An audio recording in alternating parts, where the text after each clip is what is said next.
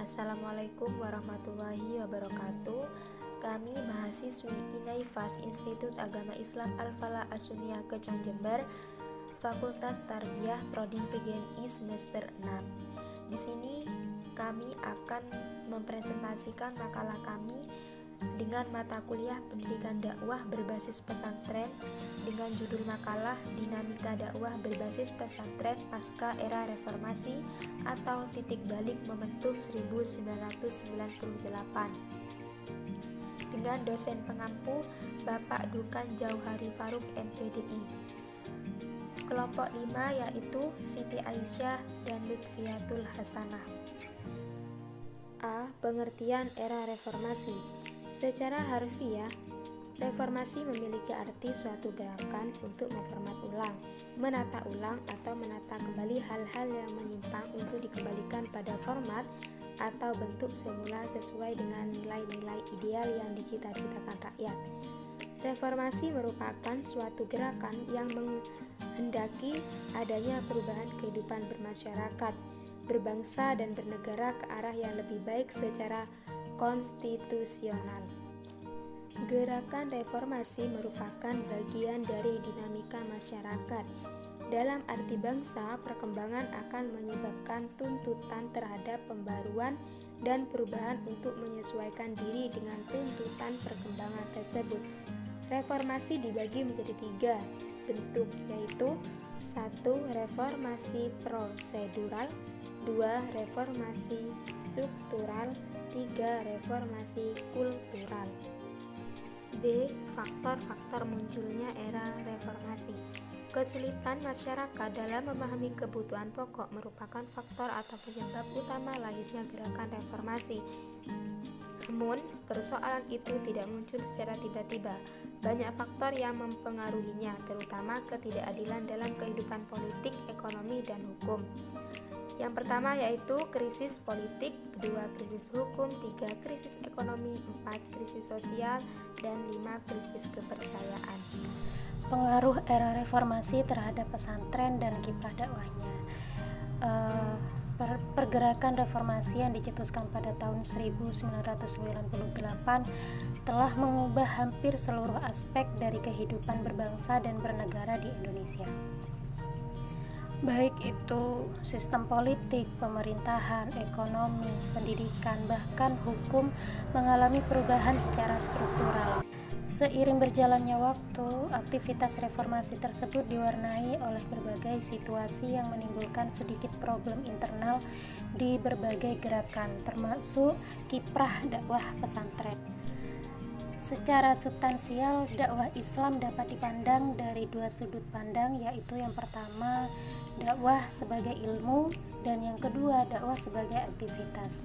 Sebagai ilmu, dakwah merupakan kesatuan pengetahuan yang tersusun secara sistematis yang antar bagian-bagiannya saling berhubungan dan memiliki tujuan tertentu yang bersifat teoritis maupun praktis. Sedangkan dakwah sebagai aktivitas hakikatnya merupakan pergerakan atau yang disebut dengan harokah, transformasi Islam menjadi tatanan kehidupan pribadi, keluarga, dan jamaah. Hakikat dakwah tersebut mengacu kepada 4 aspek. Yang pertama yaitu upaya mewujudkan Islam sebagai tatanan masyarakat secara menyeluruh dalam seluruh aspek kehidupan, baik itu ideologi, politik, sosial, budaya, ekonomi, dan pendidikan. Yang kedua yaitu upaya memecahkan masalah yang berkembang secara konkret dalam wilayah kehidupan sosial.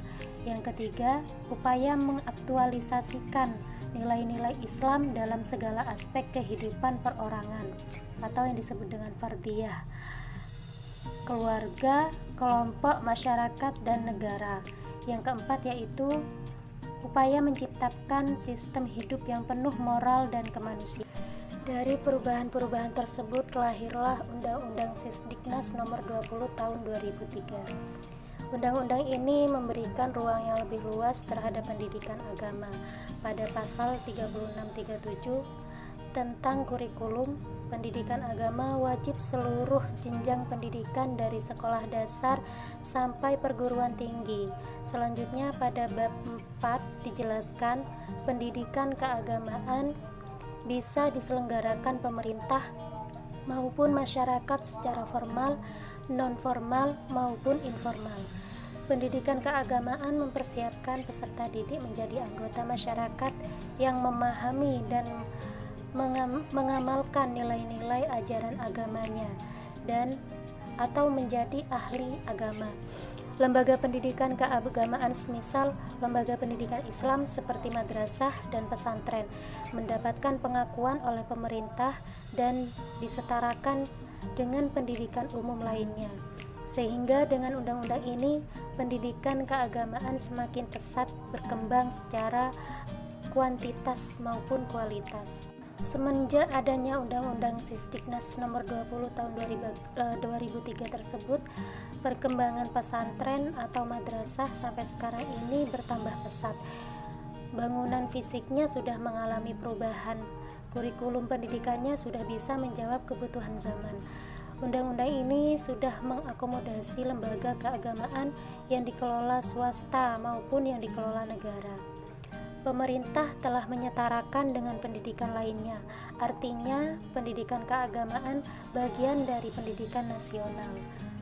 Dalam peraturan Kementerian Agama tentang pesantren muadalah, bahwa pesantren muadalah adalah satuan pendidikan keagamaan Islam yang diselenggarakan oleh lembaga pesantren dengan mengembangkan kurikulum kekhasan pesantren. Dengan adanya peraturan ini tidak perlu lagi pesantren mengikuti standar yang ditetapkan Kementerian Pendidikan Nasional, namun kesetaraannya tetap diakui. Ada peluang yang bisa ditangkap oleh kalangan pesantren dari peraturan ini. Pertama, pesantren mempunyai kewenangan mengelola kurikulum pendidikan sendiri. Kedua, pesantren tidak hilang jati dirinya. Ketiga, pesantren mendapatkan pengakuan setara dengan pendidikan sederajat, sehingga tidak ada alasan lagi pesantren terhambat dari aturan-aturan yang membelenggu seperti sebelumnya. Peluang besar yang bisa dikembangkan adalah pesantren mengembalikan kejayaannya seperti pada abad 17 yang banyak melahirkan ulama yang produktif, menulis hingga dikenal di dunia internasional karyanya. Peluang yang di depan mata untuk era sekarang adalah mengembangkan integrasi keilmuan Islam dengan ilmu pengetahuan dan teknologi tanpa menghilangkan nilai tradisi dan budaya lokal. Sekian, terima kasih. Semoga presentasi makalah kami bermanfaat untuk semuanya. Wassalamualaikum warahmatullahi wabarakatuh.